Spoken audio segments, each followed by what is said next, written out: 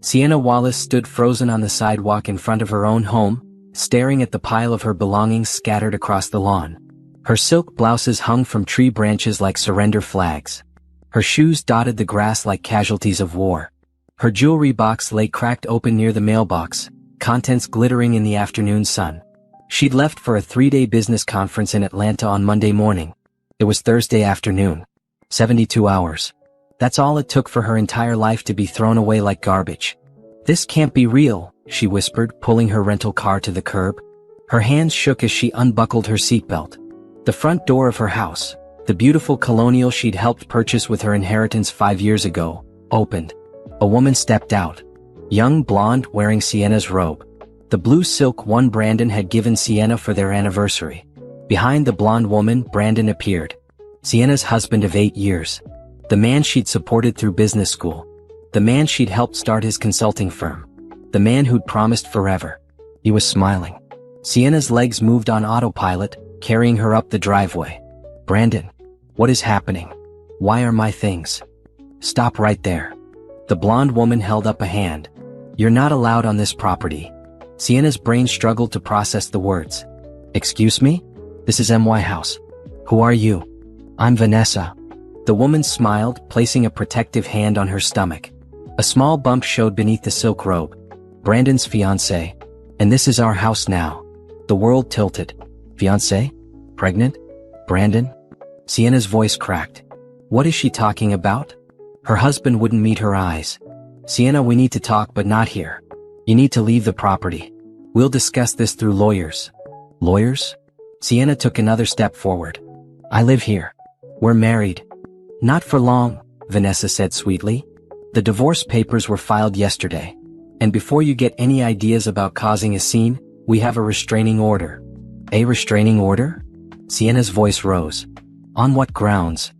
Brandon finally looked at her, and his expression was pure ice. "Unstable behavior. Threats. Everyone knows you've been acting crazy lately, Sienna. The drinking, the mood swings, the accusations." "I don't drink. I never threatened anyone." "Brandon, what are you doing?" "See." Vanessa turned to Brandon, pressing against him. "She's getting aggressive. Maybe we should call the police like our lawyer suggested." "You're calling the police on me?" Sienna felt hysteria rising in her chest. "I'm the one who came home to find my belongings thrown on the lawn." "Your belongings are being returned to you as required by law," Brandon said coldly. "Everything here belongs to me. The house, the cars, the accounts. You signed the postnuptial agreement 2 years ago, remember?" Sienna's mind raced. "What postnuptial agreement? I never signed." "Check with your lawyer." Brandon pulled out his phone. "Now, I'm going to give you 10 minutes to collect your things from the lawn. If you're not gone by then, I'm calling the police. The restraining order is already active. You come within 500 feet of this property again, you'll be arrested." "Brandon, please." Sienna hated the begging in her voice, but nothing made sense. "Can we just talk? Alone?" "There's nothing to talk about." His voice was flat, emotionless. "Our marriage is over. It's been over. Vanessa and I have been together for 2 years. She's carrying my child. My real family. You were just a mistake I stayed with too long. 2 years. While she'd been working 60-hour weeks to help pay the mortgage on this house. While she'd been supporting his business networking events. While she'd been planning their 10th anniversary trip. The accounts," Sienna said suddenly, "are joint accounts. My paychecks go there." Vanessa laughed. "You mean Brandon's accounts? The ones he closed yesterday?" "Yeah, that money's gone, sweetheart. Used to pay for the nursery." She patted her stomach again. "Thanks for the contribution." The ground seemed to disappear beneath Sienna's feet. "You can't do that. That's illegal. That's my money." The suitcase hit the concrete driveway with a dull thud, spilling clothes across the pavement like broken promises. Sienna Wallace stood frozen on the sidewalk in front of her own home, staring at the pile of her belongings scattered across the lawn. Her silk blouses hung from tree branches like surrender flags. Her shoes dotted the grass like casualties of war. Her jewelry box lay cracked open near the mailbox, contents glittering in the afternoon sun. She'd left for a 3-day business conference in Atlanta on Monday morning. It was Thursday afternoon. 72 hours. That's all it took for her entire life to be thrown away like garbage. "This can't be real," she whispered, pulling her rental car to the curb. Her hands shook as she unbuckled her seatbelt. The front door of her house, The beautiful colonial she'd helped purchase with her inheritance 5 years ago opened. A woman stepped out. Young, blonde, wearing Sienna's robe. The blue silk one Brandon had given Sienna for their anniversary. Behind the blonde woman, Brandon appeared. Sienna's husband of 8 years. The man she'd supported through business school. The man she'd helped start his consulting firm. The man who'd promised forever. He was smiling. Sienna's legs moved on autopilot, carrying her up the driveway. Brandon, what is happening? Why are my things? Stop right there. The blonde woman held up a hand. You're not allowed on this property. Sienna's brain struggled to process the words. Excuse me? This is MY House. Who are you? I'm Vanessa. The woman smiled, placing a protective hand on her stomach. A small bump showed beneath the silk robe. Brandon's fiancé. And this is our house now. The world tilted. Fiancé? Pregnant? Brandon? Sienna's voice cracked. What is she talking about? Her husband wouldn't meet her eyes. Sienna, we need to talk, but not here.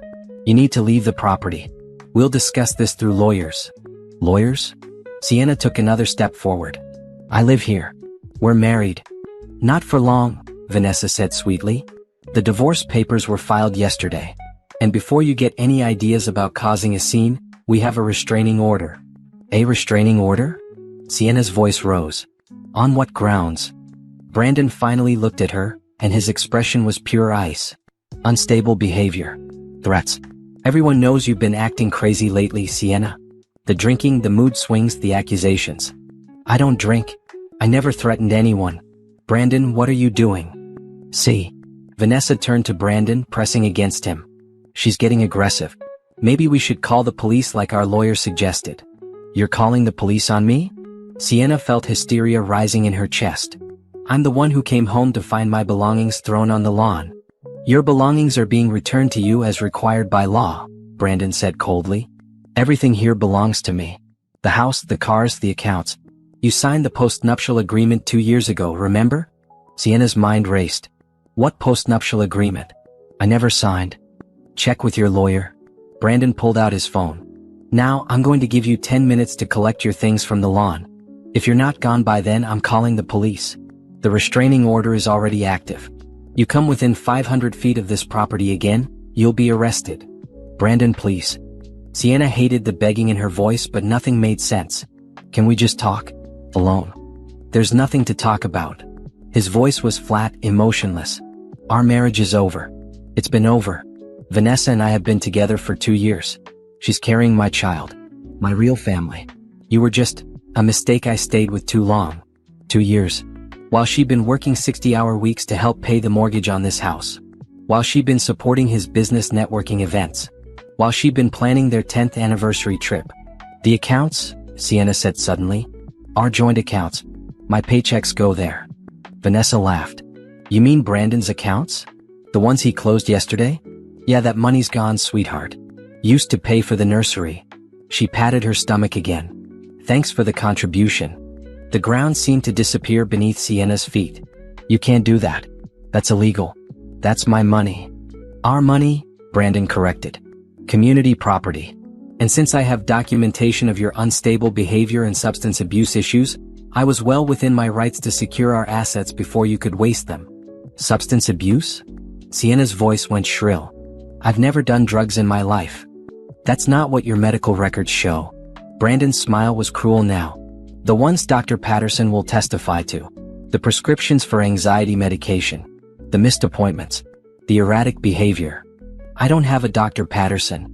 I don't take anxiety medication. Well, someone with your name and social security number does. Vanessa examined her nails. Funny how that works. The full scope of the trap became clear.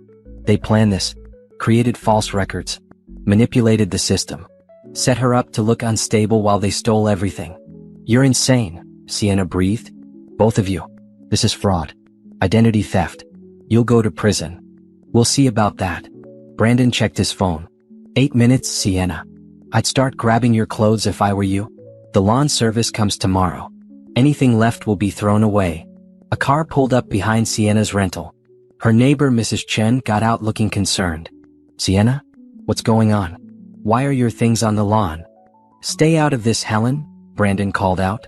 Sienna's having one of her episodes. We're handling it. Episodes? Mrs. Chen looked confused. But Sienna's always been so.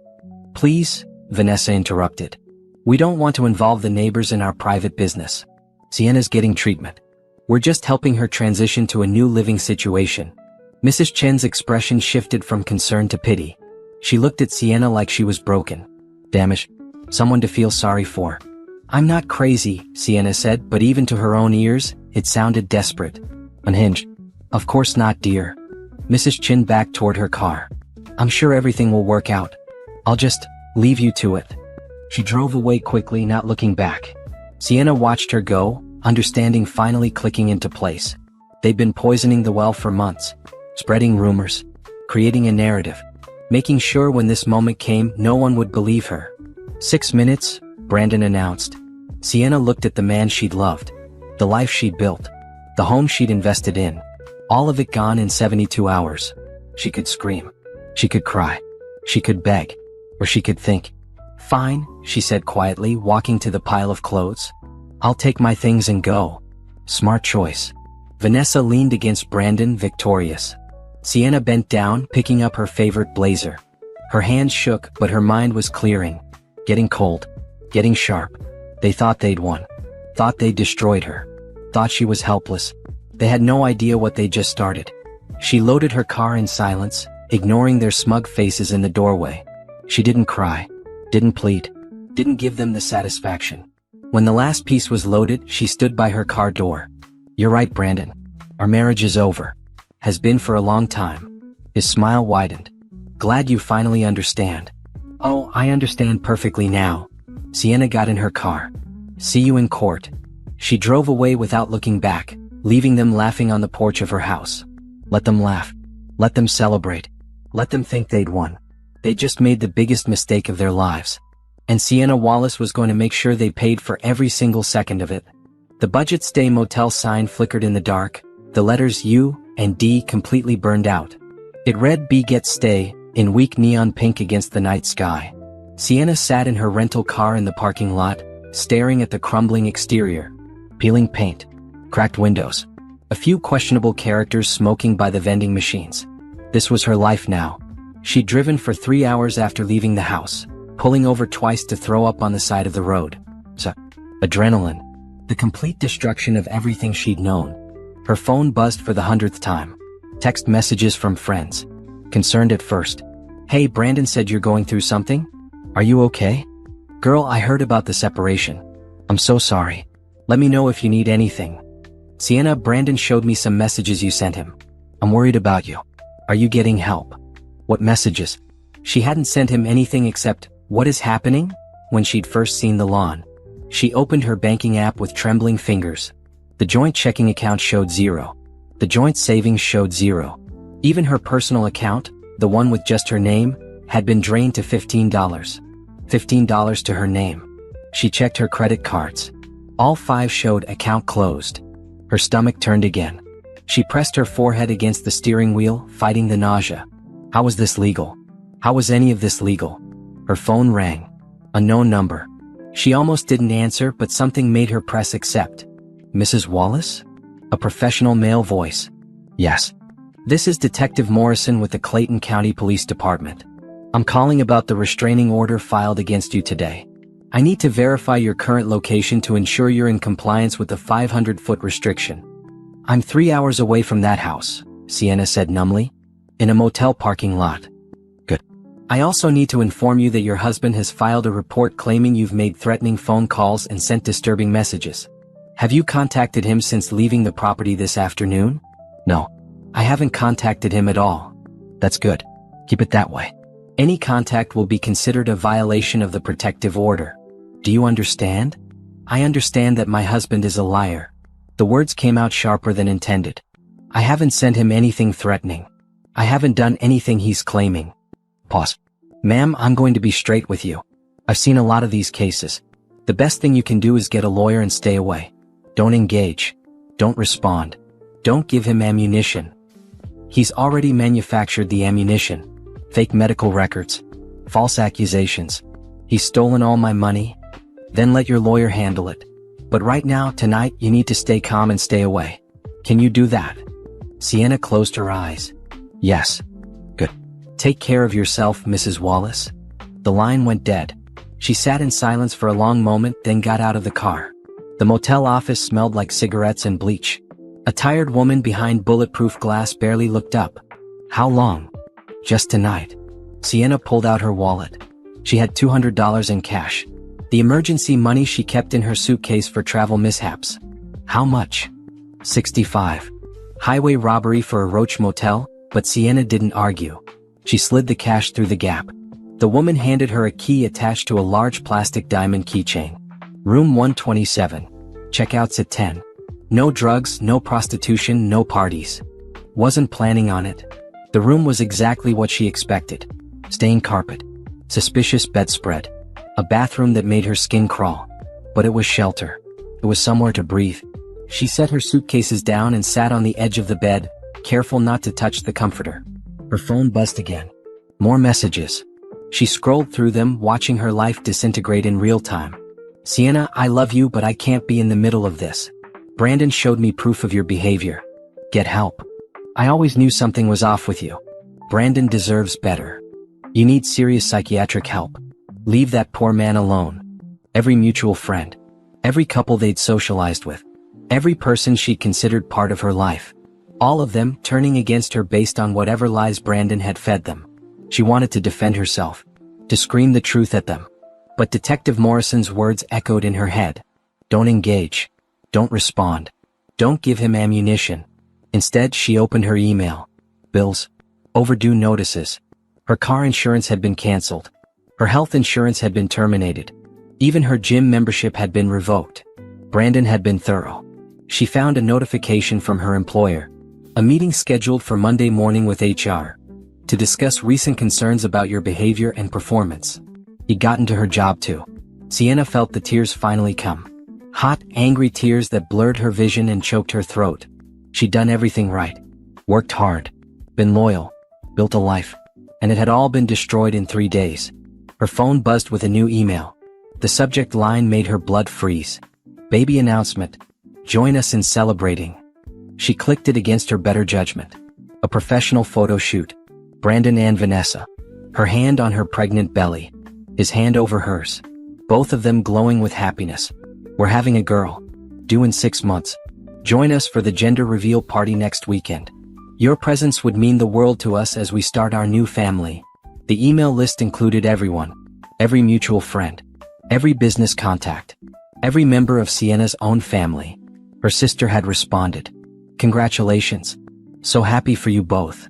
Her mother had responded. What wonderful news. God bless you. They knew Sienna was still married to Brandon. They didn't care. She threw the phone across the room. It hit the wall and clattered to the floor. The silence afterward was suffocating. Sienna sat on the disgusting bed in the horrible motel room and finally let herself break. She sobbed until her throat was raw, until her head pounded, until no more tears would come. When the crying stopped, she felt hollow. Empty. Like everything inside her had been scooped out and thrown away with her clothes on that lawn. But in the hollow place, something else stirred. Something cold and sharp and focused. She picked up her phone from the floor. Screen cracked but still working. She scrolled through her contacts until she found what she needed. Jerome Patterson. Her attorney. The one who'd handled her father's estate years ago. The one who specialized in complex litigation. She sent a text. Jerome, it's Sienna Wallace. I need your help. Emergency. Can you call me tomorrow morning? The response came in 30 seconds. What kind of emergency? Divorce. Fraud. False accusations. Theft. My husband is trying to destroy me. Another quick response. I'll call you at 8 a.m. Don't talk to anyone else. Don't sign anything. Don't contact your husband. Can you do that? Yes. Good. We'll fix this. I promise. Sienna set the phone down. The tears had stopped. Her breathing had steadied. Brandon and Vanessa thought they'd won. Thought they'd taken everything. Thought she was broken. They'd forgotten who she was before she'd met Brandon. Who she'd hidden to find authentic love. The family she'd walked away from to build her own life. They'd forgotten that Sienna Wallace knew how to fight. And they just declared war on the wrong woman. She stood up, walked to the bathroom, and looked at herself in the cracked mirror. Red eyes. tear-stained face, wrinkled clothes. But underneath it all, she saw someone stronger emerging. Someone who wouldn't cry anymore. Someone who would make them pay. This is just the beginning, she told her reflection. They have no idea what's coming. Tomorrow she'd start rebuilding. Tomorrow she'd begin the real fight. Tonight she'd rest. Because the woman who woke up tomorrow would be different from the one who'd found her belongings on the lawn. That woman was gone forever. And what rose in her place would be unstoppable. The phone rang at exactly 8 in the morning.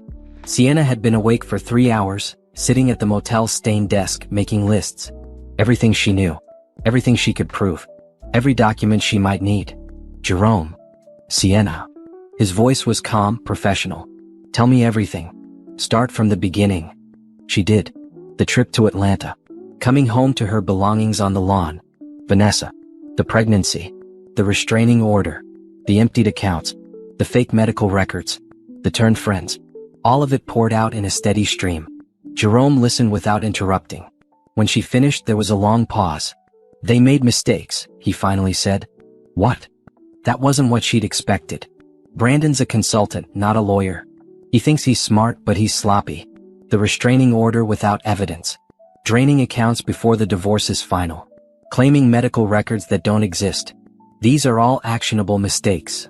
So what do I do? First, do nothing. I know that's hard to hear, but anything you do right now will be used against you. Don't contact him. Don't contact Vanessa. Don't contact mutual friends. Don't defend yourself on social media.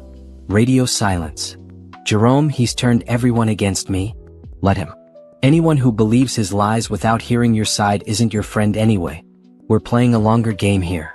Papers rustled in the background. Second, I need you to gather documents. Bank statements from the last 5 years.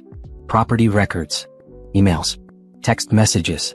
Anything showing joint assets and your contributions to them. Can you do that? Most of it's on my laptop. I grabbed it when I left. Good. Third, I'm going to hire a private investigator. The best one I know. Vanessa Hart, you said? Yes. Something about that name sounds familiar. Let me make some calls. Don't be surprised if your husband's pregnant fiancée has a more interesting past than he realizes. Hope flickered in Sienna's chest. You think you can find something? Sienna, in my 30 years of practice, I've learned that people who run elaborate cons usually have practice. This is too well coordinated to be Brandon's first rodeo, and I highly doubt it's Vanessa's either. What about my job? HR wants to meet with me Monday. Don't go. Call in sick. You're experiencing a mental health crisis due to your husband's abuse. Which, legally speaking, you are. Document everything he's doing as emotional and financial abuse. We'll use it later. I can't just not show up. Yes, you can. Whatever Brandon told them is already poisoned. You walk into that meeting, you give them a chance to fire you or force you to resign. Stay away. Make them come to you in writing. Everything in writing from now on. Sienna made notes on her legal pad. What else? Do you have somewhere safe to stay long-term? Not that motel. I have $135 to my name, Jerome. The motel is all I can afford. Another pause. Your father's estate. The trust fund. Did Brandon know about it? No. Sienna's voice went quiet. I never told him. I wanted him to love me for me, not my family's money. Smart. Can you access it? I haven't touched it in 8 years. When I married Brandon, I wanted to make it on my own. Prove I didn't need family money. Well, you need it now. Call the trust administrator today. Get access to your funds. Use them for legal fees, private investigators, and a proper place to live. This is war, Sienna. You need resources. The thought of using her family's money made her stomach turn. It felt like admitting defeat.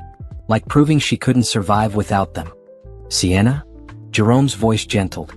This isn't about pride anymore. This is about survival. Your husband committed fraud. He's trying to destroy your reputation, steal your assets, and leave you with nothing. Use every weapon you have. Okay. Good. I'll file a response to the restraining order this afternoon. I'll also file for emergency relief to freeze all accounts and prevent asset dissipation.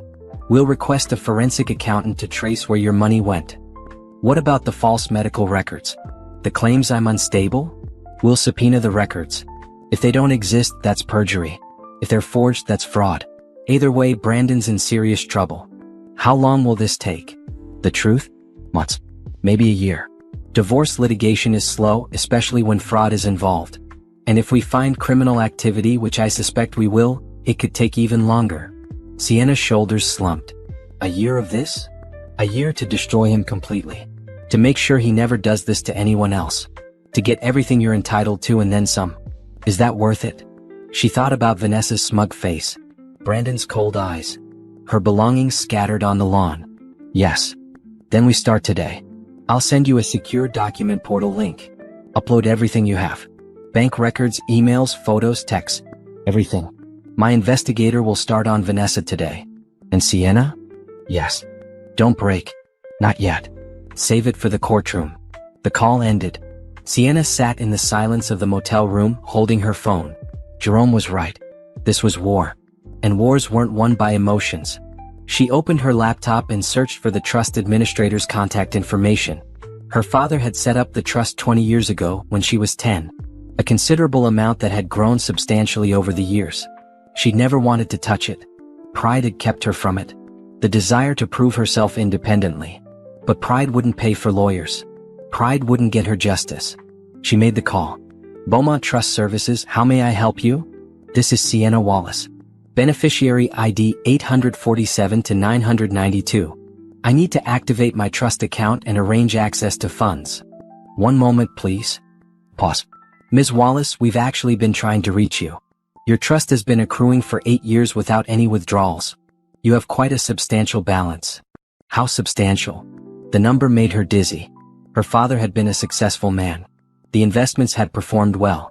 8 years of growth without touching it. She had resources. Real resources. I need to arrange a wire transfer to my personal account and set up a monthly distribution, Sienna said. Can we do that today? Absolutely. Let me connect you with your trust manager. 20 minutes later it was done. Money would hit her account by Monday. A monthly distribution set up. Access to the full balance if needed for legal expenses. For the first time in 2 days, Sienna could breathe. She spent the rest of the day uploading documents to Jerome's portal. Every bank statement she had. Every email from Brandon. Every photo of the house, the cars, the life they'd built together. Evidence of her inheritance money that purchased the house. Her name on the deed. Everything. Her phone stayed silent. No more concerned messages from friends. No more calls from detectives. The world had moved on from her drama. Let them forget about her. Let Brandon and Vanessa celebrate their victory. Let everyone think she disappeared. She'd resurface when she was ready.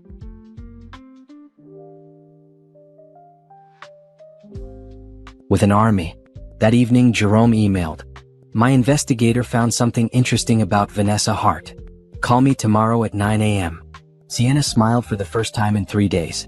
The silence was ending. The real work was beginning. And Brandon Wallace had no idea what was coming for him. Sienna's new apartment was small but clean. A furnished one-bedroom in a quiet complex across town. Far from the house. Far from the memories.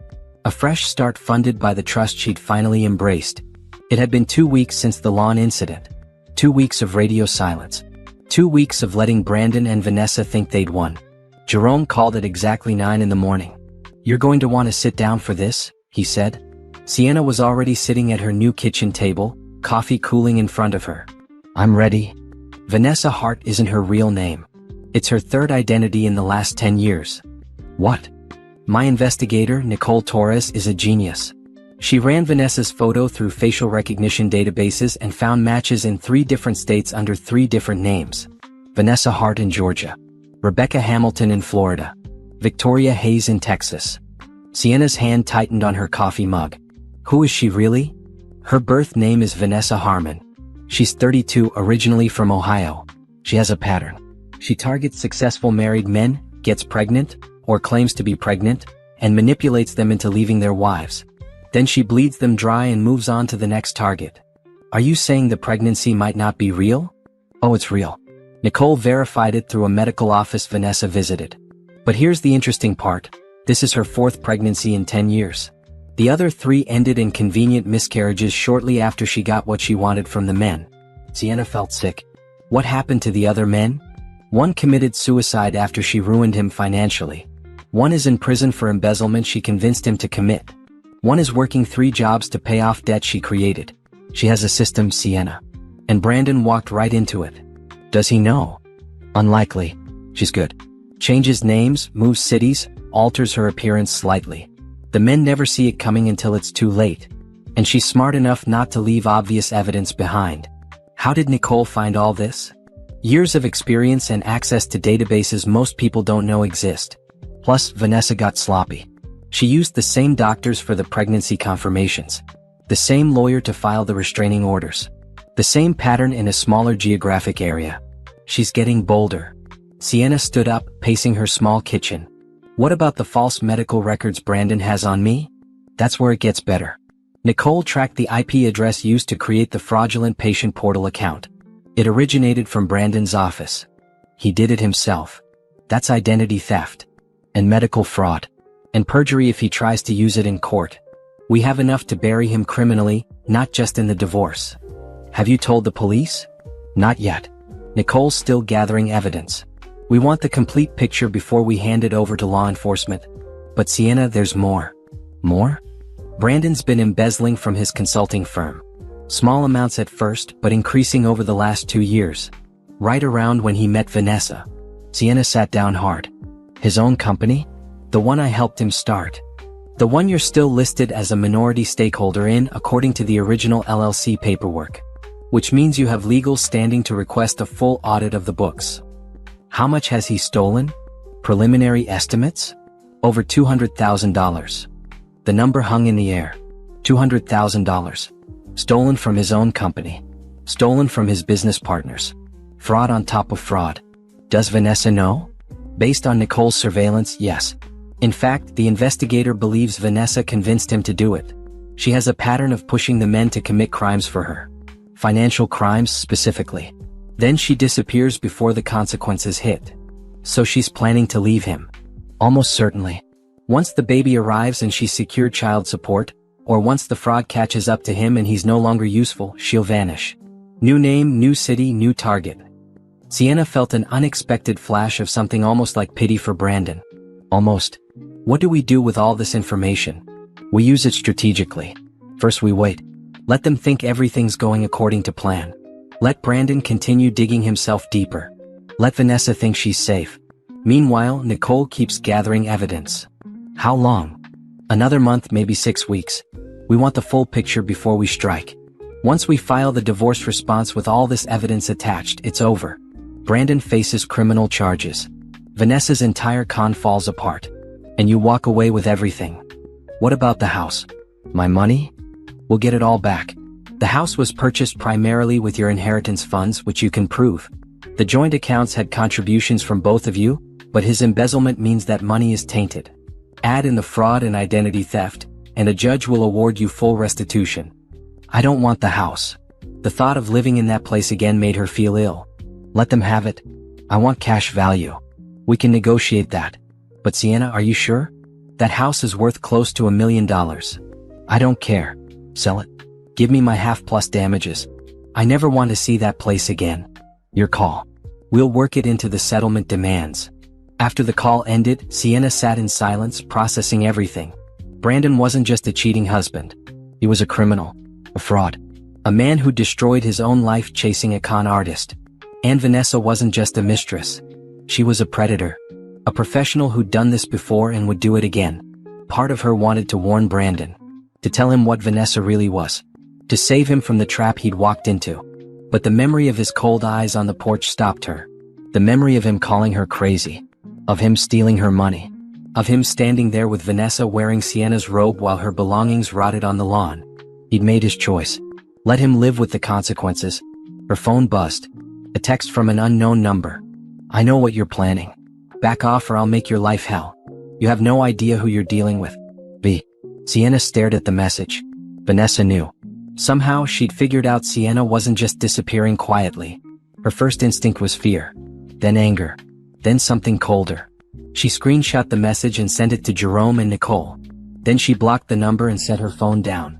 Let Vanessa threaten. Let her try to intimidate. Sienna wasn't backing down. Not now. Not ever. She pulled out her laptop and opened the folder Jerome had created for evidence. Photos. Documents. Bank records. Everything they gathered. Then she opened a new document. Started writing. A timeline. Every lie Brandon had told. Every piece of fraud Vanessa had committed. Every law they'd broken. She would document everything. Build the case brick by brick. Leave no room for doubt. And when the time came, she would watch them both fall. The quiet woman they'd thrown away was gone. In her place stood someone who knew exactly what she was dealing with. And she was just getting started. Jerome's office was downtown, occupying the entire 15th floor of a glass tower. Sienna had been there once before, years ago, when her father's estate was being settled. She'd forgotten how impressive it was. Sienna. Jerome stood from behind his massive desk. He was 62, with silver hair and sharp eyes that missed nothing. You look better. I feel better. It was true. 3 weeks of sleep, proper food, and focused anger had restored her. Ready to fight. Good.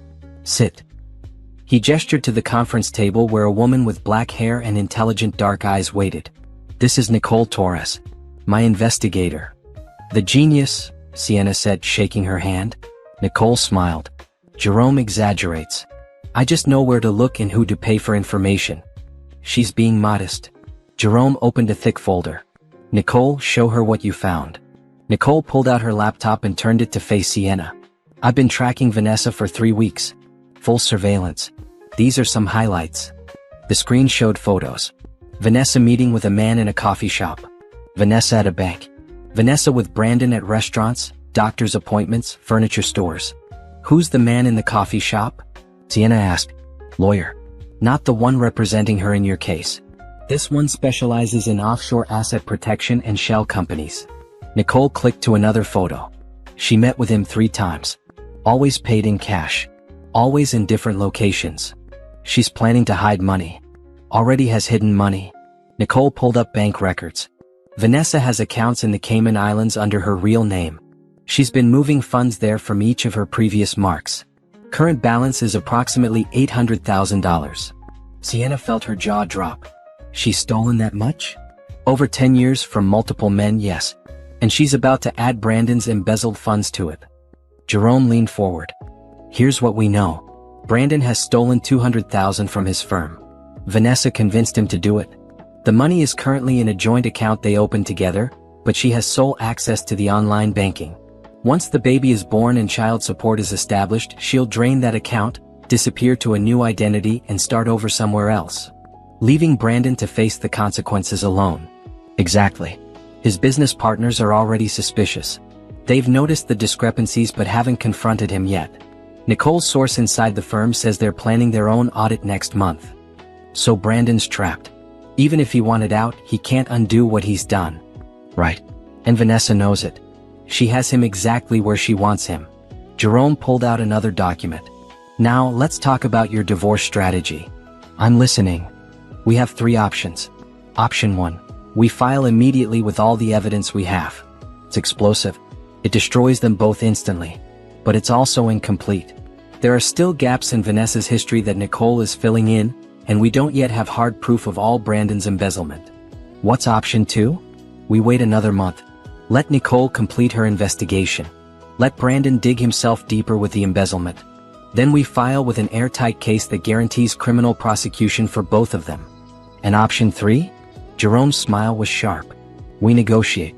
We approach Brandon privately with some of the evidence. Offer him a deal. He gives you everything, the house, the money, a generous settlement, and we keep the embezzlement quiet. He avoids prison but loses you and everything you built together. Sienna considered the options. What do you recommend? Option 2. Maximum damage. Full justice. But Sienna, I have to warn you, going that route means this gets ugly. Public. Your name will be in court documents alongside accusations of fraud and embezzlement. The media might pick it up. Your family will find out everything. My family already thinks I'm the unstable one Brandon says I am. The bitterness in her voice surprised her. They sided with him without even asking my side. That brings up something important. Jerome's expression grew serious. Your trust fund. The one that's funding this case. Did Brandon ever know the full extent of your family's wealth? No. I told him my father left me some money. I never said how much. I wanted. She trailed off. You wanted to be loved for yourself, not your money. I understand. But Sienna, your full legal name includes your father's family name. The one you stopped using when you married. Sienna's stomach tightened. Beaumont. Sienna Beaumont Wallace. The Beaumont family. Real estate dynasty. Your father was James Beaumont, who owned half the commercial property in 3 states. Your uncle currently sits on the boards of Fortune 500 companies. Your mother's maiden name is Hayes, from the Hayes banking family. I haven't used those connections in years, but they exist. And when we file the divorce papers with your full legal name, Brandon will realize exactly who he married. More importantly, the judge will realize what you gave up to be with him. How you supported him with your own earnings while sitting on a trust fund worth millions. I don't want to use my family name as a weapon. It's not a weapon. It's context. It shows you had every resource available and chose independence. It shows you could have bought and sold Brandon 10 times over, but you loved him honestly. It makes his betrayal even more egregious. Nicole spoke up. There's something else. Vanessa specifically targets wealthy men, but she didn't know about your wealth. She thought she'd hit the jackpot with Brandon's consulting business. If she'd known the truth about your family, she would have targeted you to begin with. So my hiding my background actually protected me? In a way, yes. But now it becomes our advantage. When this goes to court and your full identity comes out, Vanessa will realize she played the wrong mark. Brandon will realize he threw away someone far beyond his league. And the judge will see clearly who the real victim is here. Jerome pulled out a calendar. Here's the timeline I propose. We file on April 15th. That gives Nicole 6 more weeks to complete her investigation. It also means we file just before tax day, which will highlight Brandon's financial fraud even more. The criminal charges will come shortly after from both the IRS and the state. What happens to Vanessa? We'll provide evidence of her con artist history to law enforcement. She'll face charges for fraud, identity theft, and conspiracy to commit embezzlement. She might cut a deal to testify against Brandon, but either way her pattern is exposed. No more victims. And the baby? The question hung in the air. Despite everything, there was an innocent child involved. Child Protective Services will be notified, Jerome said gently. If Vanessa goes to prison, the baby will go to family if she has any, or into the foster system. It's not ideal, but it's not your responsibility to fix. Sienna nodded slowly. And what do I walk away with? Everything. Jerome's voice was firm. Full value of the house plus your inheritance funds that purchased it. All money from joint accounts. Restitution for the emotional distress and fraud. Probably close to $2 million total when all is said and done. Plus your reputation restored. Your job back if you want it. Your life back. $2 million in her life. A steep price for Brandon's betrayal, but fair. I want it all documented. Every lie he told. Every dollar he stole. Every law they broke. I want it in the public record so he can never do this to anyone else. We'll make sure of it. Nicole closed her laptop. I'll have the complete investigation report by April 1st. Everything documented, verified, and ready for court. Thank you. Sienna stood, feeling lighter than she had in weeks. Both of you. For taking this seriously. For fighting for me. Jerome walked her to the elevator. Sienna, one more thing. When this goes public and your family finds out the truth, they may try to reconcile. Are you prepared for that? They chose to believe Brandon without asking my side. They went to his gender reveal party knowing I was still his wife. Whatever happens with them, we'll deal with it after. Fair enough. Stay strong. 6 more weeks. The elevator doors closed and Sienna rode down alone, watching the city shrink below her. 6 more weeks until the truth came out. 6 more weeks until Brandon and Vanessa faced consequences. 6 more weeks until Sienna Beaumont Wallace reclaimed everything they tried to steal. She could wait. She'd waited this long. And when April 15th arrived, she'd be ready to watch them burn. Sienna watched from her car as Brandon stumbled out of his office building. It was 8:30 in the evening. He'd been working late every night for the past week. She'd been following his social media accounts from a fake profile Nicole had set up. The gender reveal party had been magnificent, according to the photos. Pink confetti. Happy guests. Brandon and Vanessa glowing. But the cracks were starting to show. In the photos, Vanessa's smile looked strained. Brandon's looked exhausted. And in the background of several shots, Sienna could see their body language. Tense. Distant. The fairy tale was crumbling. Her phone buzzed. A text from Nicole. Brandon's business partners called an emergency meeting for tomorrow morning. The audit results are in. He doesn't know yet. Sienna smiled grimly. Tomorrow would be interesting. She started her car and drove away before Brandon noticed her. She wasn't violating the restraining order, she was just in a public parking lot. But she didn't need the hassle. Back at her apartment, she opened her laptop to find an email from Jerome. Attached is the preliminary divorce filing. Review it and let me know if you want any changes. We file in 3 weeks. The document was over 100 pages. Request for dissolution of marriage. Request for full financial disclosure. Request for forensic accounting. Request for restitution of stolen funds. Request for return of inheritance property. And in the appendices all the evidence. Bank records. Email trails. Screenshots of Vanessa's other identities.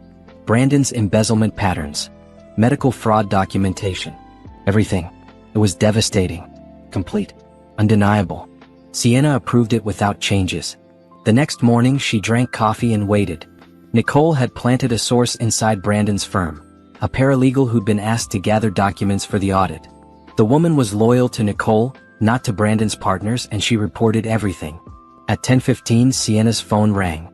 They confronted him, Nicole said. The business partners. They have evidence of $240,000 in misappropriated funds. Brandon denied everything at first, then tried to blame accounting errors. They're not buying it. What happens now? They've suspended him from the firm. They're filing a formal complaint with the State Bar Association since he's a licensed consultant. They're also considering criminal charges. Does Vanessa know? She's about to. Brandon just called her. Nicole's source says he's panicking, asking her to help him explain where the money went. Sienna could almost feel sorry for him. Almost. 2 hours later, another call from Nicole. They're fighting. Brandon went home early. Neighbors report screaming. One of them threatened to call the police if it doesn't stop. Document everything. Already on it. That evening, Sienna checked the fake social media account. Brandon had posted nothing. But Vanessa had. Sometimes you realize the person you thought would protect you is actually the one you need protection from. Trust your instincts, ladies. They're usually right. The comments were sympathetic. Girl, what happened? Are you okay? If you need anything, call me. Vanessa was already starting to create her victim narrative. Getting ahead of the story. Preparing her exit. Sienna screenshot the post and sent it to Nicole. The next day brought more developments. Brandon's parents called him. His mother left a voicemail that Nicole's surveillance picked up. Brandon, your father and I are very disappointed. We raised you better than this. Stealing from your own company? Getting a woman pregnant while still married? What were you thinking? We're not giving you money to fix this.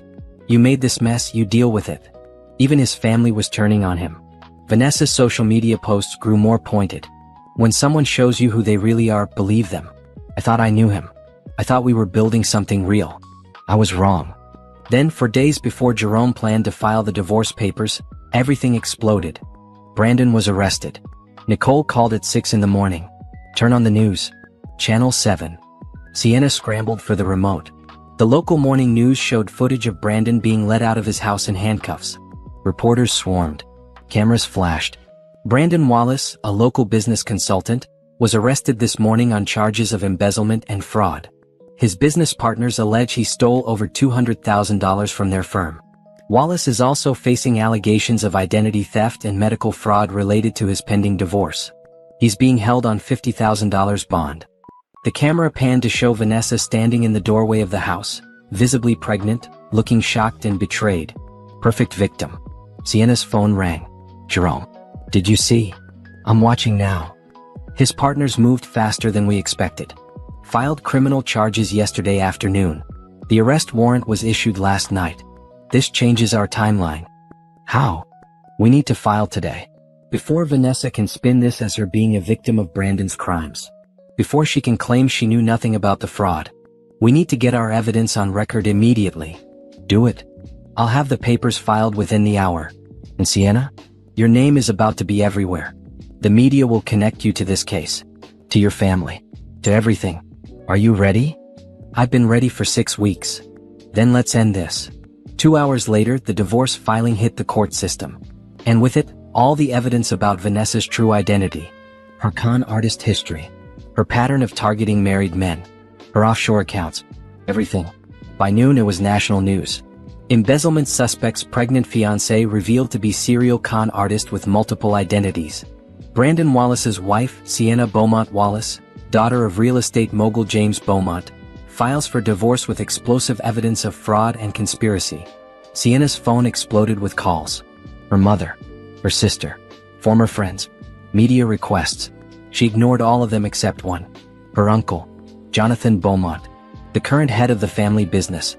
Sienna, I just saw the news.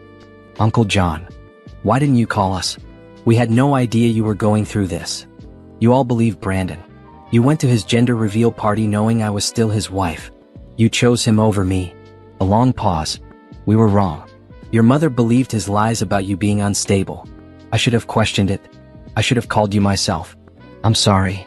The apology caught her off guard. Thank you. What do you need? Legal support? Financial backing? I can have our family attorneys. I have it handled. Jerome Patterson is representing me. Patterson. Good choice. Another pause. The family name is in the news now. Are you prepared for the attention? I'm prepared for the truth to come out. That's all that matters. Understood. Sienna, when this is over, we need to talk. The family owes you an apology. A real one. Not just from me. Maybe. After. She hung up and turned on the television. Every channel had the story. Brandon and Vanessa's faces plastered across screens.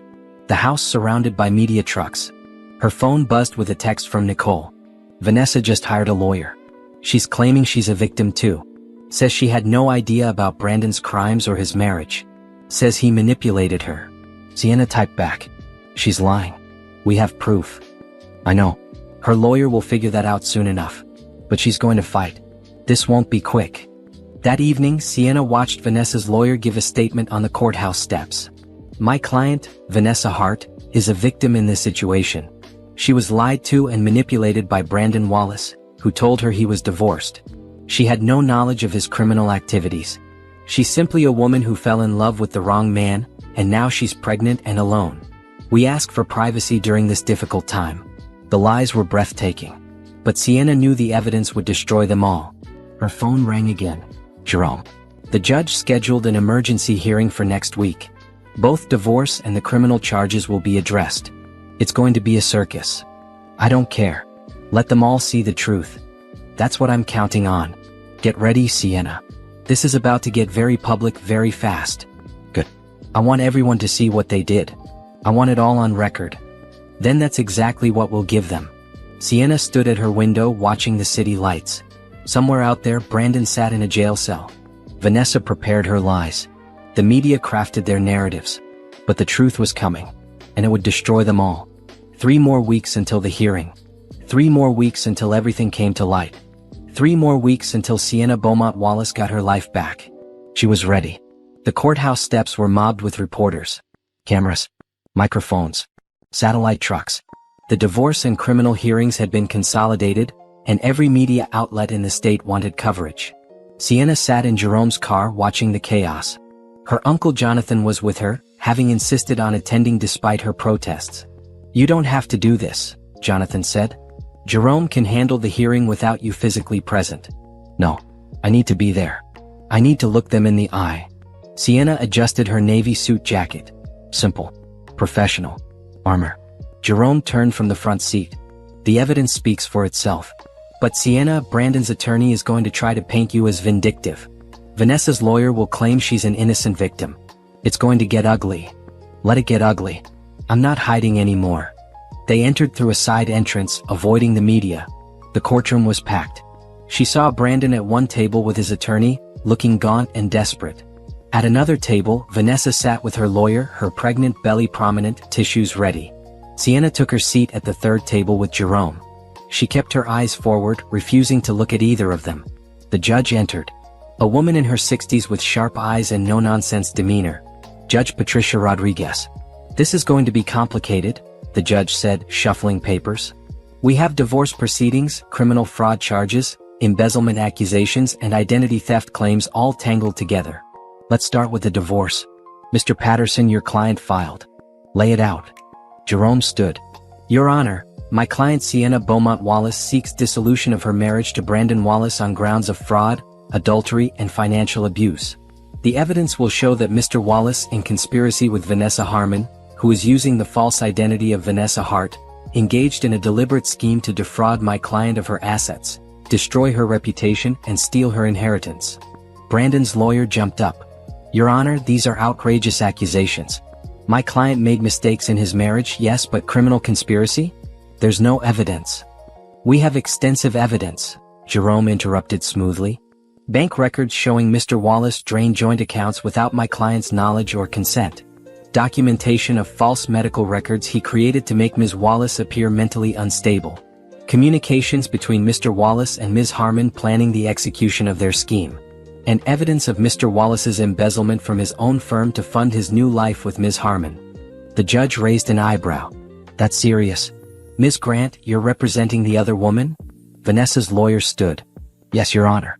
And I must object to Ms. Harmon being included in these proceedings. She's a victim of Mr. Wallace's deception. She had no knowledge of. We can prove otherwise, Jerome cut in. He handed a folder to the bailiff. Your Honor, this contains evidence that Vanessa Harmon, also known as Rebecca Hamilton, also known as Victoria Hayes, has run this exact scheme 3 times before in 3 different states. She targets married men, gets pregnant, manipulates them into committing fraud, then disappears with the money. My investigator has documented her entire pattern. The courtroom erupted. Reporters scribbled notes. Vanessa's lawyer looked shocked. Vanessa herself went pale. Order. Judge Rodriguez banged her gavel. She opened the folder and read silently for several minutes. Her expression grew darker with each page. Miss Grant, did you know about any of this? Vanessa's lawyer stammered. Your Honor, my client assured me she was a victim. I had no idea. Then perhaps you should speak with your client before we proceed further. The judge's tone was ice. Because based on this evidence, Ms. Harmon is facing serious criminal charges herself. Vanessa leaned over to whisper frantically to her lawyer. Sienna watched, emotionless. Judge Rodriguez continued. Mr. Wallace, stand up. Brandon stood on shaky legs. You're accused of embezzling over $200,000 from your business, creating fraudulent medical records, identity theft, and conspiracy to commit fraud. How do you plead to these charges? Your Honor, Brandon's voice cracked. I made terrible decisions. I was manipulated. Vanessa told me that Sienna was hiding money from me, that she was planning to leave me and take everything. I panicked. I did things I shouldn't have done, but I was trying to protect myself. By stealing from your wife and your business? The judge's disbelief was evident. I was going to pay it all back. I just needed time. Time you spent throwing your wife's belongings on the lawn and filing false restraining orders against her? Brandon had no answer. The judge turned to Vanessa. Miss Harmon, or whatever your real name is, do you have anything to say? Vanessa stood, one hand on her stomach. Her voice was soft, broken. Your Honor, I'm 7 months pregnant. I thought Brandon was divorced. I thought we were building a life together. When I found out the truth, I was devastated. Yes, I've made mistakes in my past, but I'm trying to do better. I don't deserve to be attacked like this. You don't deserve? Jerome's voice cut through her act. Your Honor, may I? The judge nodded. Jerome pulled out more documents. Ms. Harmon has offshore accounts in the Cayman Islands containing over $800,000 stolen from previous victims. She has an appointment scheduled with an international lawyer next month to establish a new identity. She's already planning her next con. Vanessa's mask cracked. That's a lie. We have the bank records, the lawyer consultations, the travel itinerary. Jerome's voice was relentless. Your pregnancy is real, but everything else about you is a lie. You targeted Brandon because you thought he was wealthy. You convinced him to embezzle money. You helped him destroy his wife's reputation. And you were planning to disappear the moment the baby was born. You can't prove any of that. Actually, we can. Nicole stood from the gallery and handed a flash drive to the bailiff. Video surveillance, recorded phone calls, email trails. Ms. Harmon's entire conspiracy documented over 6 weeks. The judge inserted the flash drive into her computer and watched in silence. The courtroom held its breath. After 10 minutes, Judge Rodriguez sat back. I've seen enough. Ms. Harmon, you're under arrest for fraud and conspiracy. Bailiff, take her into custody. What? No. Vanessa's voice rose to a shriek. I'm pregnant. You can't arrest me. I have rights. You have the right to remain silent, the bailiff said, approaching with handcuffs. I suggest you use it. As Vanessa was led away, screaming about her baby and her innocence, Brandon collapsed into his chair. His lawyer whispered frantically in his ear. The judge addressed Sienna. Ms. Wallace, I'm sorry for what you've been through. The evidence clearly shows you were the victim of a coordinated scheme. I'm granting your divorce petition. I'm also ordering full restitution of all stolen funds, plus punitive damages for emotional distress. The house purchased with your inheritance money is awarded to you. Mr. Wallace will face criminal charges in addition to these civil judgments. Thank you, Your Honor. Sienna's voice was steady. One more thing. The judge looked at Brandon. Mr. Wallace, you threw away a woman from one of the most respected families in this state. A woman who loved you honestly despite her wealth. A woman who could have bought and sold you but chose to build a life with you as equals. You betrayed that gift in the most despicable way possible. I hope your time in prison gives you the opportunity to reflect on what you lost. Brandon said nothing, just stared at the table broken. Court is adjourned. The gavel fell. Outside the courtroom, media swarmed. Sienna stood on the steps with Jerome and Jonathan facing the cameras. Ms. Wallace, how do you feel about the verdict? Relieved. Justice was served today. Did you know about your husband's crimes? I suspected fraud when I came home to find my belongings on the lawn. But I had no idea about the extent of the conspiracy until my attorney investigated. Vanessa Harmon claims she's a victim. Do you believe her? The evidence speaks for itself.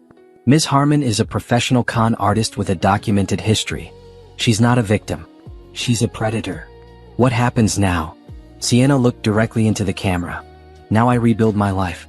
I focus on healing. And I make sure that what happened to me doesn't happen to anyone else. How will you do that? I'm establishing a foundation to help women escape financial abuse and rebuild after divorce. No one should have to go through what I went through alone. The questions continued, but Jerome gently guided her away. That's enough for today. Thank you. In the car, Jonathan squeezed her hand. You were magnificent. I just told the truth. That took courage. I'm proud of you. Your father would be proud of you. Sienna let the words sink in. Her father. The man she tried so hard not to need. The man whose legacy had ultimately saved her. Thank you, Uncle John. That evening, Sienna sat in her apartment watching the news coverage. Brandon's arrest. Vanessa's screaming exit. The judge's condemnation. Her phone buzzed. A text from her mother. I'm sorry. For everything. Can we talk? Sienna stared at the message for a long time. Then she replied. Not yet. But someday. When I'm ready. For now, she had everything she needed. Justice. Freedom. Her life back. And the knowledge that she'd fought for herself and won. That was enough. 3 months had passed since the hearing. Spring had turned to summer, and Sienna's life had transformed completely. She sat in her new office looking out over the city. Not the small apartment anymore. A real office in a commercial building. Professional. Hers. The sign on the door read, Phoenix Rising Foundation, supporting women through financial abuse and recovery. Nicole walked in carrying coffee. The website went live this morning. We've already had 12 requests for help. 12? Sienna took the coffee gratefully. That's more than I expected on day one. Your story resonated with people. Women who've been through similar situations who had nowhere to turn. Now they have somewhere. The foundation had been Sienna's focus for the past 3 months. While Brandon awaited trial and Vanessa sat in jail fighting extradition to 3 other states, Sienna had poured her energy into building something meaningful. The foundation offered free legal consultations, financial counseling, temporary housing assistance, and emotional support for women escaping abusive relationships. All funded by Sienna's settlement money and backed by her family's resources. Jerome called, Nicole said. Brandon's trial is set for next month. His lawyer is pushing for a plea deal. What kind of deal? 5 years in prison, full restitution, probation after release. They're arguing he was manipulated by Vanessa and deserves leniency. What do you think? Nicole shrugged. He was manipulated. But he still made choices. Stole money. Created false records. Destroyed your reputation. Those were his decisions. I'm not opposing the plea deal. Sienna had thought about this carefully.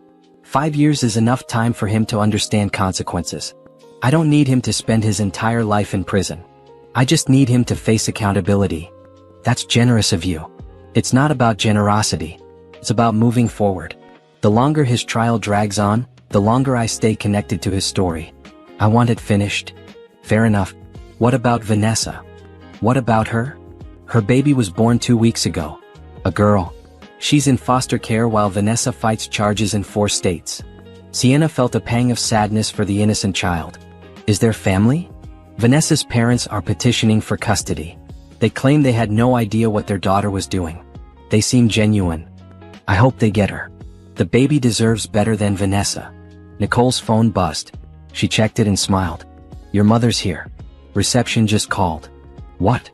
Sienna hadn't seen her mother since before the divorce. They'd exchanged occasional texts, but nothing substantial. I didn't know she was coming. She called this morning. Said she needed to see you. I told her where to find you. Before Sienna could respond, her mother appeared in the doorway. Patricia Beaumont Hayes looked older than Sienna remembered. More worn. But her eyes were clear and sincere. Sienna. Mom? Nicole quietly left, closing the door behind her. Patricia looked around the office. This is impressive. The foundation. Everything you've built. Thank you. Can I sit? Of course. They sat across from each other, an ocean of unspoken words between them. Patricia spoke first. I owe you an apology. A real one. Not a text message or a voicemail. Face to face. Okay. I believed Brandon's lies. He told me you were having a breakdown, that you were making accusations against him that weren't true. He said you needed help and I believed him because... She paused, gathering courage. Because it was easier than facing the possibility that my judgment was wrong. That I'd welcomed a monster into our family. He was convincing. That's not an excuse. I'm your mother. I should have called you directly. Asked your side. But I didn't and I'm sorry. I failed you when you needed me most. The apology was simple. Honest. More than Sienna had expected. Thank you for saying that. I also came to tell you something else. Your sister wants to apologize too. She's ashamed of how she acted. Going to that gender reveal party, posting about it on social media. She was thoughtless and cruel. She can apologize herself if she wants. I'm not stopping her. She's afraid. Afraid you won't forgive her. I haven't decided yet about forgiveness. But I'm open to conversation. Eventually. Patricia nodded, accepting that. Your uncle told me about the foundation. What you're doing to help other women. I'd like to contribute if you'll let me. Money, yes, but also time. I used to volunteer at women's shelters before your father died. I'd like to do that again. Why? Because seeing what happened to you made me realize how many women go through this alone. How many don't have the resources you had. How many suffer in silence because no one believes them. I want to help. If you'll let me. Sienna studied her mother's face. Saw genuine remorse. Genuine desire to make amends. The foundation needs volunteers. If you're serious, talk to Nicole. She'll get you set up with training. I'm serious. I promise. They sat in comfortable silence for a moment. Mom, can I ask you something? Anything. Did you ever doubt Dad? Your marriage? Patricia's expression softened. Once. Early on. He traveled for business constantly. I was young and insecure. I convinced myself he was having an affair. I hired a private investigator. Can you believe that? Spent thousands of dollars investigating my own husband. What happened? The investigator found nothing. Your father was exactly where he said he was, doing exactly what he claimed. Working. Building the business that would support our family. When I confronted him with my suspicions, he wasn't angry. He was sad. Sad that I didn't trust him. We almost divorced over it. I never knew that. We worked through it. I learned to trust my partner and he learned to be more communicative about his work. It made us stronger. But I remember that fear, Sienna. That certainty that I was being betrayed. It colors everything. Makes you doubt reality. Brandon used that against me. Made everyone think I was paranoid and unstable. I know. And I'm sorry I believed it. I should have remembered my own experience. Should have known better. Patricia stood. I'll let you get back to work. But Sienna, thank you. For letting me apologize. For giving me a chance to make amends. Thank you for coming. After her mother left, Sienna sat at her desk processing the conversation. It wasn't perfect. Years of hurt couldn't be healed in one talk. But it was a start. Jerome called an hour later. Brandon's plea deal was accepted. 5 years, full restitution, 10 years probation after release. The sentencing is next week. Do you want to make a victim impact statement? Sienna had been preparing for this question. Yes. I have things I need to say. Write it down. I'll review it before the hearing. She spent that evening writing. Not with anger but with clarity. About the impact of Brandon's choices. About the women who'd reached out to the foundation with similar stories. about the importance of accountability. When she finished, it was 3 pages. Honest, powerful, final. She sent it to Jerome and waited for his response. Perfect. This will make a difference. Not just for your case but for others watching. You're changing the narrative, Sienna. That was all she'd wanted from the beginning. Not revenge. Not destruction. Justice. Truth. Change. And she was getting all 3. The foundation was growing. Her family was healing. Her life was rebuilt. Brandon would face consequences. Vanessa would face consequences. Other women would be helped. It was enough. More than enough. It was everything. The courtroom was packed for Brandon's sentencing. Media. Victims from his business. Character witnesses. And Sienna sitting in the front row with Jerome. Brandon sat at the defense table in an orange jumpsuit. He'd lost weight. Aged years in just months. When he glanced back and met Sienna's eyes, she saw nothing but emptiness. Judge Rodriguez entered. The same judge who'd presided over the divorce. She reviewed her notes silently before speaking. This is the sentencing hearing for Brandon Wallace, who has pleaded guilty to embezzlement, fraud, identity theft, and conspiracy. Before I pass sentence, I want to hear from the victims. We'll start with Mr. Wallace's former business partners. 2 men approached the podium. Sienna recognized them from news coverage. Richard Stevens and Paul Chin. Brandon's partners at the consulting firm. Richard spoke first. Your Honor, Brandon Wallace wasn't just our business partner. He was our friend. We trusted him with our company, our clients, our reputation. He betrayed that trust by stealing over $200,000 that was meant for operating expenses, employee salaries, and business growth. Because of his theft, we had to lay off 3 employees. We lost contracts. Our reputation suffered. Paul continued. The financial damage can be calculated, but the personal betrayal can't. We thought we knew this man. We celebrated his successes. We supported him through challenges. And all the while he was stealing from us and lying to our faces. That kind of betrayal doesn't heal easily. The judge thanked them and looked at her list. Next, I'd like to hear from Sienna Beaumont Wallace. Sienna stood, her statement in hand. She walked to the podium and took a breath. Your Honor, I married Brandon Wallace 8 years ago. I believed I'd found a partner. Someone who loved me for who I was, not my family name or wealth. I hid my background specifically to find that authentic connection. And for years I thought I had. She glanced at Brandon. He was staring at his hands. When I came home from a business trip and found my belongings on the lawn, my first thought was confusion. Then fear. Then a kind of grief I can't fully describe. In 72 hours, my husband had emptied our accounts, filed false restraining orders, created fraudulent medical records, and moved his pregnant mistress into the home I'd helped purchase. The financial theft was devastating. But worse was the systematic destruction of my reputation. Brandon told our friends I was mentally unstable. He told my family I was dangerous. He created medical records claiming I had substance abuse problems. He turned every person in my life against me based on lies. I spent weeks in a budget motel questioning my own sanity, wondering if somehow I was the problem. If I caused this. It took time, legal support, and extensive investigation to understand the truth. That I'd been the target of a calculated scheme designed to steal my assets and destroy my credibility. The courtroom was silent. Your Honor, I'm not here to ask for maximum punishment.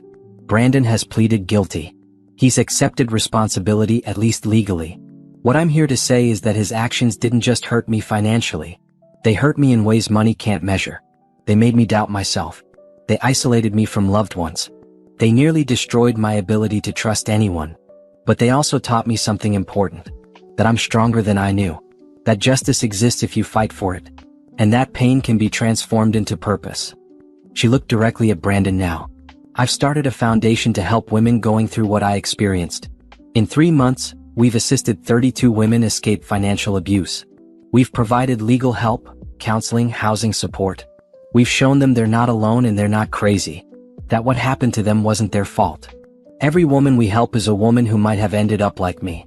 Homeless, broken, doubting reality. But instead they're getting justice. They're rebuilding. They're surviving. So Brandon, I want you to understand something. You tried to destroy me. You nearly succeeded. But instead you created someone stronger. Someone determined to make sure your actions lead to positive change. That's my revenge. Not your prison time. Not your financial ruin. My success. My foundation. My purpose. Your Honor, I support the 5-year sentence. I believe it's fair. I believe Brandon needs time to understand the magnitude of his choices. And I believe when he's released, he'll have an opportunity to become someone different. Someone better. I hope he takes it. Sienna returned to her seat. The courtroom remained silent. Judge Rodriguez spoke. Ms. Wallace, that was one of the most powerful victim statements I've heard in my 30 years on the bench. Thank you. She turned to Brandon. Mr. Wallace, stand. Brandon stood on shaky legs. I've reviewed your case extensively. I've read the evidence. I've heard from your victims. And I've read your own statement expressing remorse. I believe you when you say you were manipulated by Vanessa Harmon. But I also believe you made conscious choices to commit. I want to introduce you to someone. Sarah Martinez, would you come up here? A woman in her 30s approached the podium. She wore a professional dress, hairstyled, confidence in her bearing. 6 months ago, Sienna said, Sarah called our hotline from a gas station bathroom. Her husband had taken all their money, kicked her out of the house she'd helped buy, and told everyone she was unstable. Sound familiar? Gentle laughter from the audience who knew Sienna's story. Sarah had a high school diploma, 2 kids, and $23 in her pocket. She thought her life was over. Today, Sarah, tell them where you are. Sarah took the microphone. Today, I have a job as an office manager making $45,000 a year. I have an apartment that I pay for with my own money. My kids are in good schools. My ex-husband is in prison for fraud. And I wake up every morning knowing I'm safe. Her voice caught. The foundation gave me legal help I couldn't afford. They connected me with job training. They gave me a place to stay while I got back on my feet.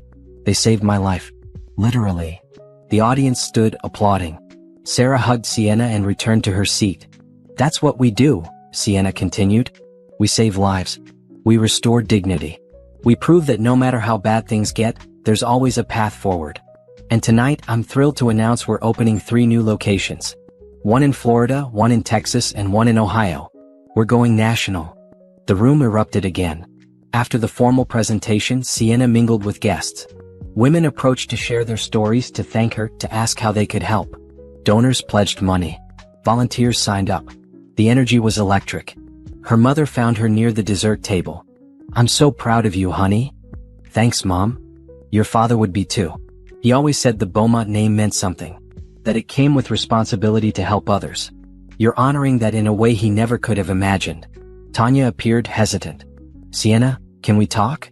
Sienna hadn't spoken to her sister beyond brief texts in months. Sure. They stepped onto the balcony away from the crowd. I'm sorry, Tanya said immediately.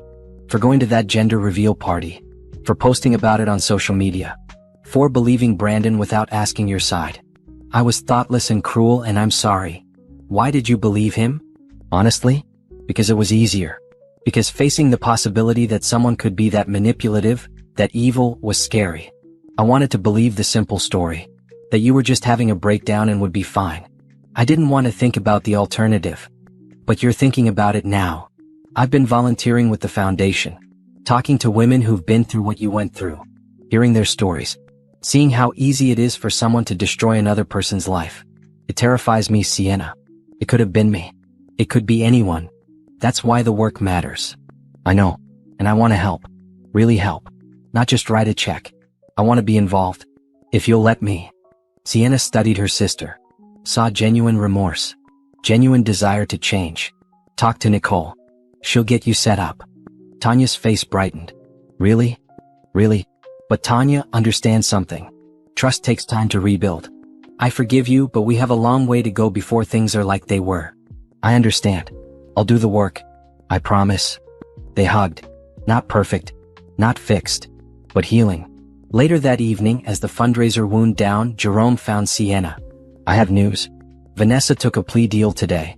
20 years, eligible for parole in 12. She'll serve time in Florida first, then be transferred to Texas and Georgia to face charges there. 20 years. She ran the same con 4 times. Destroyed 4 families. Stole nearly $1 million total. She's lucky she's not facing life. What about her daughter?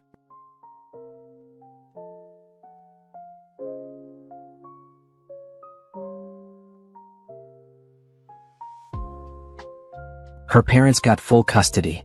They seem like good people. They're raising her in Ohio, away from all of this. That's good. The baby deserves a chance. She does. And because of your foundation, when she grows up, If she ever faces abuse herself, she'll have somewhere to turn. The thought gave Sienna comfort. Creating systems that would outlast her. That would help women she'd never meet. That was legacy. Her phone buzzed. A message from an unknown number. "Dear Ms. Wallace, my name is Christina. I just left my husband after he drained our bank account and told everyone I'm crazy. I saw your story on the news. Is your foundation real? Can you really help? Please, I have nowhere else to go." Sienna showed the message to Jerome. "That's what this is all about," he said softly. Sienna typed a response. "Christina, the foundation is real. We can help. Call this number tomorrow morning. You're not alone anymore. You're going to be okay. I promise." She included the foundation's hotline number and sent it. Within seconds, a response came back. "Thank you. Thank you so much. I was ready to give up. You just saved my life." Sienna felt tears prick her eyes. Not from sadness. From purpose. This was why she'd fought. Why she'd survived. Why she transformed her pain into something meaningful. For Christina. For Sarah. For the 123 women who'd already found help. For the thousands more who would come.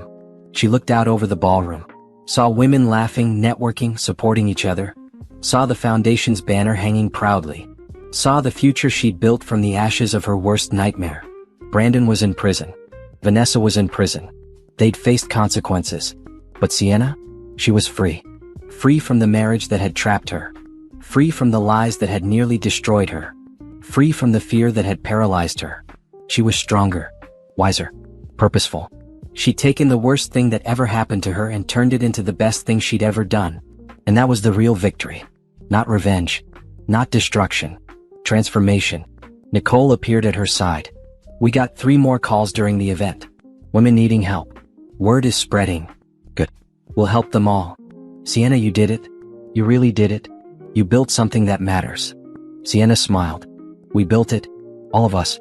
Everyone who believed in the mission. What's next for you personally? Dating? Travel? Taking a break? Honestly, I'm not sure. For the first time in years, I get to decide my own future. No one else's agenda. No one else's manipulation. Just me choosing what I want." "And what do you want?" Sienna thought about it. Really thought. Peace. Purpose. To wake up every morning knowing I'm making a difference. To help women find the strength I had to find. To build a life that's completely mine. That sounds perfect. It did sound perfect. And for the first time since finding her belongings on that lawn, Sienna believed it was possible. Her phone buzzed again. Her uncle Jonathan. "The family is having dinner next week. Your grandmother wants to see you. Will you come?" She hesitated, then replied, "I'll be there." It was time. Time to reconnect with family. Time to heal old wounds.